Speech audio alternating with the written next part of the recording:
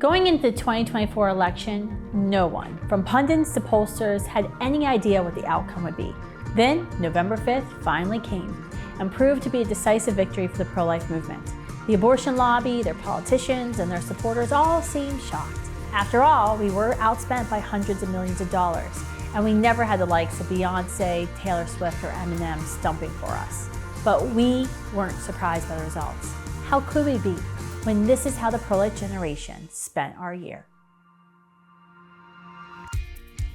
Students for Life America kicked off 2024 by hosting the largest pro-life conference in the world, the National Pro-Life Summit, where over 1,800 student leaders and advocates joined us in DC to get trained, to save lives, and change minds in the new year.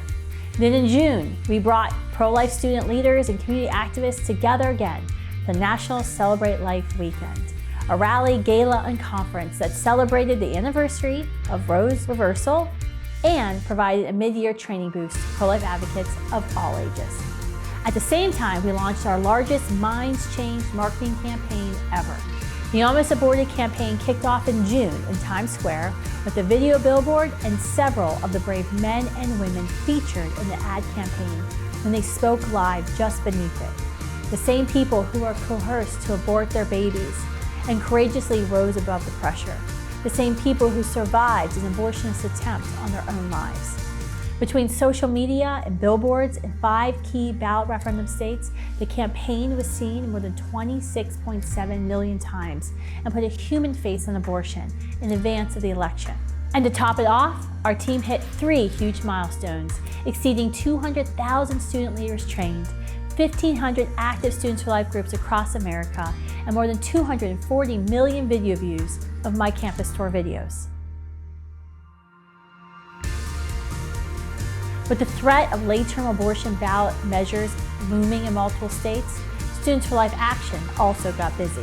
Volunteers worked overtime this fall and summer to educate voters and urge no votes on late-term abortion ballot referendums. And on election night, we celebrated the failures of 3 of these radical measures. These victories will now save thousands of preborn lives. 3 Students for Life alumni also won their races. Dr. Bob Honor is heading to the U.S. Congress, and 2 others will now be serving in the New Hampshire and Kentucky state houses. Plus, 3 GOP senators in South Carolina who prevented our 2023 Life at Conception Act from passing were defeated when student leaders showed up in their districts and educated voters about their betrayal, replacing them with 100% pro-life champions who now are heading to Columbia in 2025 to help us end all abortions in the Palmetto State. Moreover, more than 450 Students for Life Action leaders participated in 30 deployment events to knock on more than 100,000 doors in the primary and general elections this year. And we visited 54 campuses with our Abortion on the Ballot display, changing the minds of 11% of students we spoke to, and reaching an additional 1.4 million students with campus flyering.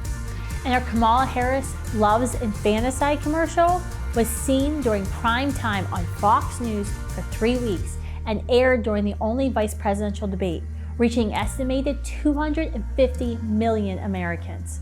And we had some fun along the way too. We played Where's Waldo with Kamala Harris around the U.S. on her reproductive justice campus tour to protest 10 of her campus tour stops, ensuring the pro-life generation was heard loud and clear. Our pregnancy support initiative, Standing With You, continues to serve parents and empower them to choose life every year. But this year we had a special call to action when Hurricanes Helene and Milton devastated the Southeast.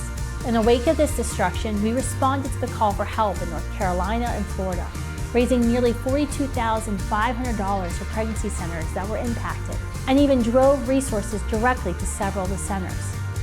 During the school year, our Standing With You team and student leaders ensured policy changes took effect at 11 schools to make universities friendlier to pregnant-pairing students. We connected 864 women to life-affirming help. We hosted 941 Standing With You supportive events on college campuses and directly saved the lives of at least 10 babies that we know of.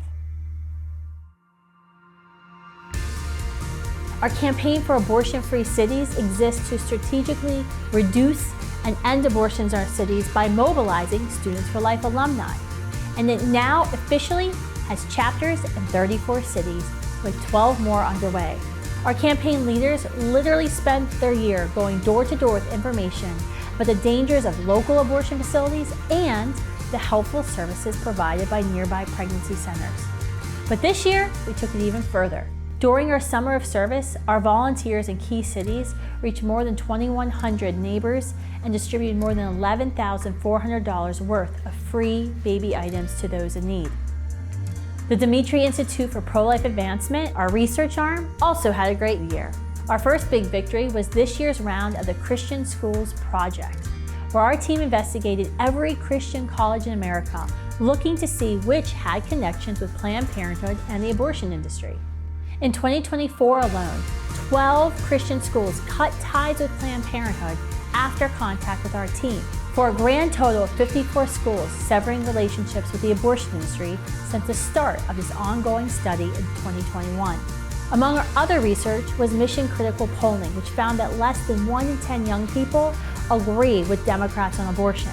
Not to mention, they are not on board with the Democratic Party's no test, no care attitude towards chemical abortion pills. In fact, 64% of young people want abortion limits, a 10% increase from 2023. Findings like these give us critical insight how we continue to turn the tide on college campuses. With so many victories, it's time to pack up and go home, right? I don't think so. Now is the time to push hard. The pro-life generation has a roadmap for how we must make America pro-life again. In 2025, you'll see our 1-2 punch in state capitals, on Capitol Hill, online, and on college campuses, fighting to debar and defund Planned Parenthood of the $700 million of tax dollars they are given by the federal government every year, and curtailing the insanity of the leading cause of infant death in our nation, chemical abortion pills, which are killing children, harming mothers, empowering sex abusers, and poisoning our water. Plus, we have to get very active to ensure weak on life Republican political leaders are replaced with pro-life champions. We have to undo the evil of state abortion amendments by building up community pro-life activism. We have to ensure every young mother in crisis knows where she can turn for nonviolent help on campus in our community. And fight back harder than ever against the discrimination and violence Students for Life groups face on our campuses, ensuring we can reach our 5-year goal of establishing a pro-life presence on every university campus. So those are some of our favorite wins from 2024 and our marching orders for 2025. Are you with us?